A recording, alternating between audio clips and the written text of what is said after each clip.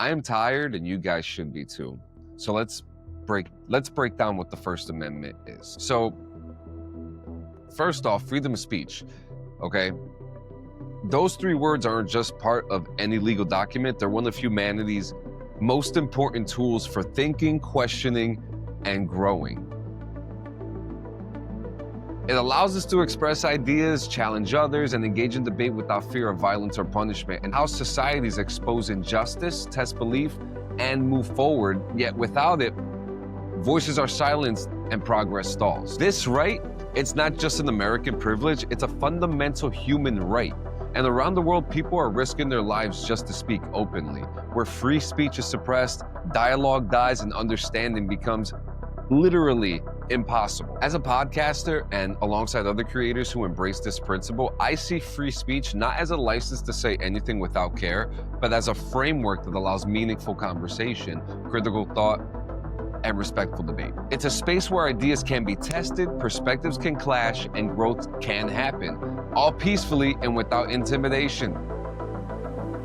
Protecting free speech isn't just about law or politics, it's about protecting our ability as human beings to speak, listen, and debate.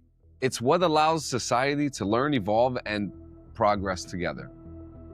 So let's start off with what the First Amendment actually says. Congress shall make no law respecting an establishment of religion or prohibiting the free exercise thereof or abridging the freedom of speech or of the press or the right of the people peaceably to assemble and to petition the government for a redress of grievances.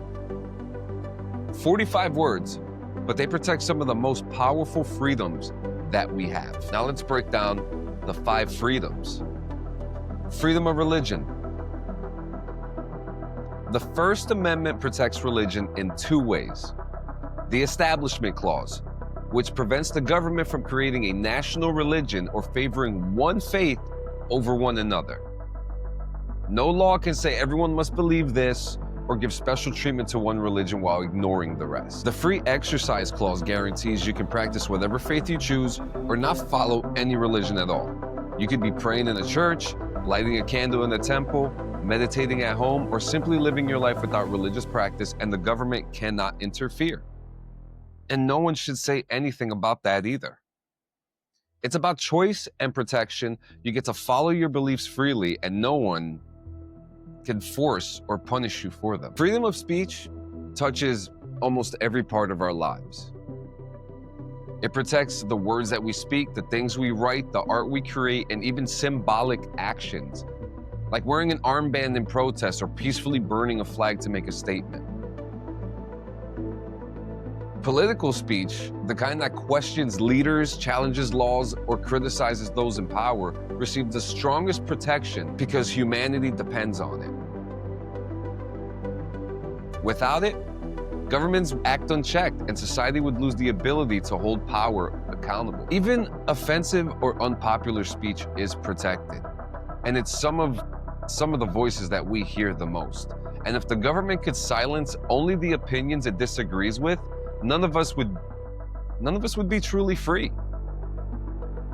This protection isn't just for politicians or activists, it's for everyone. Independent creators, journalists, podcasters, and ordinary citizens rely on this right to share ideas and expose wrongdoing and be able to participate in public conversation safely. Freedom of speech is the tool that makes open debate and progress possible. It allows society to challenge ideas safely, disagree without fear, and just to continuously learn from each other. Freedom of the press allows journalists and anyone reporting or documenting important information to work without government interference. It's what keeps those in power accountable. When the press can report freely, corruption, abuse, and injustice are exposed. Citizens get the information they need to make decisions, protest, or demand change. Without free press, people are in the dark, and those in power could act unchecked. In many ways, the press is society's eyes and ears, helping ensure everyone stays informed, transparent, and fair. Now, the right to assemble means people can come together peacefully to express ideas, protest, or support a cause. This could be community meetings, marches for social change, or candlelight vigils. The key word is peacefully. You can gather, speak, and organize, but violence, destruction, or intimidation isn't protected. The point is to make voices heard collectively without threatening others. Throughout history, assembling together has been a powerful way for ordinary people to demand justice, challenge unfair laws, push society forward without resorting to force.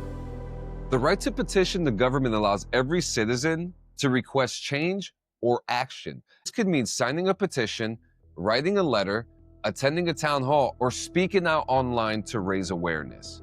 It's a way to hold those in power accountable. You don't need money, fame, or influence, just the right to speak and be heard.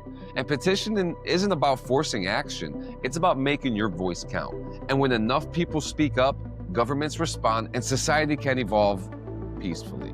While the First Amendment gives broad protections, free speech is not limited. Courts have identified exceptions to keep people safe and maintain order, like true threats.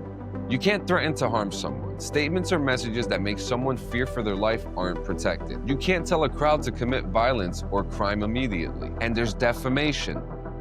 False statements that harm someone's reputation can lead to legal action.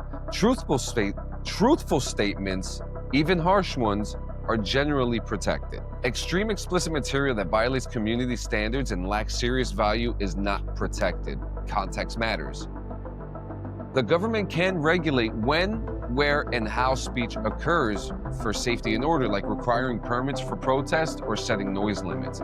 And these exceptions balance rights with safety and order, ensuring debate and expression can happen openly without anyone at risk. Free speech matters today, and I'll tell you why. It isn't just a legal rule. It's a fundamental tool for society. It allows people to share ideas, question authority, and challenge beliefs without fear of punishment. And every major movement for change, civil rights, women's suffrage, LGBTQ equality, began with voices speaking out, often when their ideas were unpopular. Free speech also protects us from the dangers of silence, and when people are afraid to speak, ideas aren't tested, injustices go unchallenged, and societies stagnate. Most importantly, free speech lets us disagree peacefully. We can debate, persuade, and go through conversation.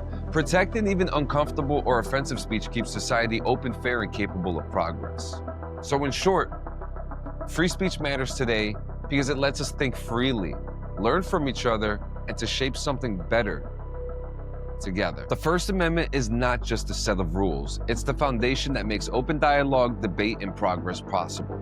It protects our ability to speak, listen, and challenge ideas without fear of violence or censorship.